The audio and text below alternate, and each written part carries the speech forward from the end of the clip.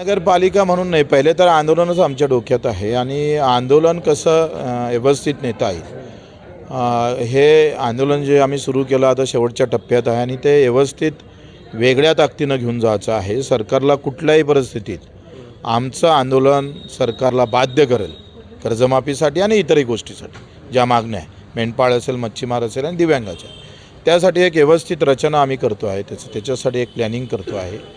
चुनाव में तो क्या ज़्यादा मेहनत की ज़रूरत नहीं. अब ईव्हीएम जर मशीन आहेच तर मग काय ते ठपके मारायचे का नाही मारायचे, उभं राहायचं का नाही राहायचं. आता सामान्य माणसाला पडलेला प्रश्न आहे. मला बरेच कॉल येते, बच्चू कायलेच उभं राहत आहे, विनाकारण तुमच्या विरोधातच रिझल्ट येणार आहे, अशी एक व्यवस्था आहे. म्हणून आम्ही भाजपचंच कार्यालयात गणपती बसवणार आहोत 10 दिवसाचा. मतदान येऊन मारा, भाजपच्या हे सगळं मतदान केंद्र बंद करा आणि भाजपच्या कार्यालयातूनच मतदान सुरू करा. पण दुसरीकडे दोन्ही ठाकरे बंधू एकत्र येणार ही चर्चा चालू आहे. राज ठाकरे यांची तुम्ही भेटसुद्धा घेतली आहे. आघाडी होईल? आता ते दोघांचं मत आहे. काय कसं आहे त्याच्यात प्लस मायनस त्यांना शोधायचं आहे. ते दोघं भाऊ ठरवणार आणि दोघं भावाचं काय ठरेल एवढा मी राजकीय करणे म्हणजे मोठा नाही. तुम्ही भेट घेतली आम्ही, ते शेतकऱ्याच्या आंदोलनात भेटलो आणि त्याबद्दल ते सांगत होते दिवाळी काय गणपती झाल्यानंतर आम्ही विचारून निर्णय सांगू. जालन्यामध्ये एका डीवायएसपीने आंदोलकाला लाथ मारल्याचा व्हिडिओ समोर होत आहे. काय त्यांना आम्ही 25 तारीख देत आहोत. जर अशा पद्धतीनं कसं आहे, मी मग म्हटलं आहे का हा ज्याला लाथ मारली तो जातीचा असताना किंवा धर्माचा असताना मग सरकारला लाथ मारली असती जातीनं धर्म, पण तो शेतकरी निघाला आहे आणि शेतकऱ्याची कुठली जात नाही, त्याचा काही धर्म नाही, त्याच्यासाठी लोक पेटून उठत नाही.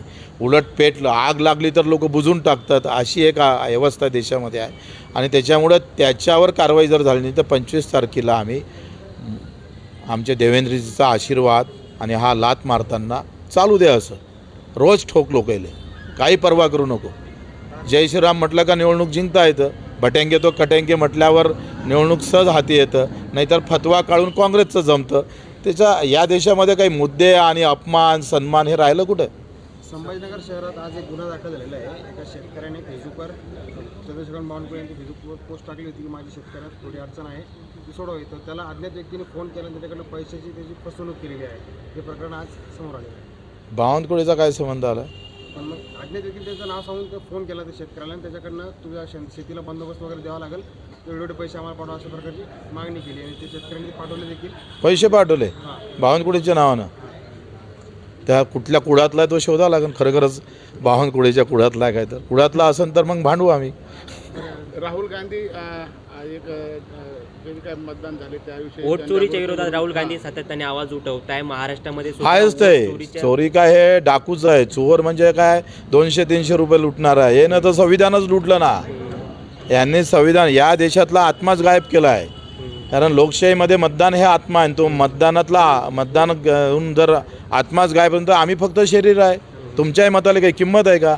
कोणाला किंमत नाही आहे. बरं, तुम्ही सुद्धा बोलताना म्हणले की तुमच्याकडे सुद्धा अशी ऑफर आली होती की आम्ही तुम्हाला 10,000 मतं हे मोठी गंभीर हे आहे.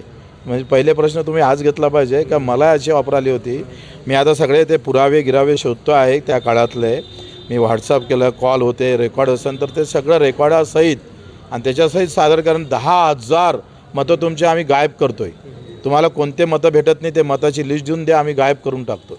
ऑफर तुम्हाला आली होती? हां, पक्षाचे होते का? पण आम्ही बम जोमात होतो ना, आम्हाला वाटलं जमतेच आपलं, कशाला काय गायब करायचं, होऊ दे आले. बरं, शेवटचा प्रश्न, तुम्ही सातत्याने शेतकरी असो की अपंग यांच्यासाठी आंदोलन करता, रस्त्यावर उतरता, मागील काही दिवसांपासून सातत्याने तुम्ही सरकारविरुद्ध बोलताय. सरकारकडून काही पॉझिटिव्ह याचं आले तुम्हाला? इतक्या लवकर येणार नाही ना, अजून ढुंगणाला आगच लागायची आहे. त्याच्या ढुंगणाला आग लागली का मग ते होऊन पुढचं पाऊल काय असेल? तेच आता आग लावायचं. या स्थानिक स्वराज्य संस्थेच्या निवडणुका वगैरे येत आहे, तर जसं आता या निवडणुकीमध्ये घडलं, तुम्हाला जशी ऑफर होती तसं परत होऊ शकतं का? नाही, आम्ही त्या ऑफर गिफरचा बळी पडणार नाही. आता आमचे घटस्फोट झाला आहे त्याच्यानं तो विषयच नाही. धन्यवाद. चला.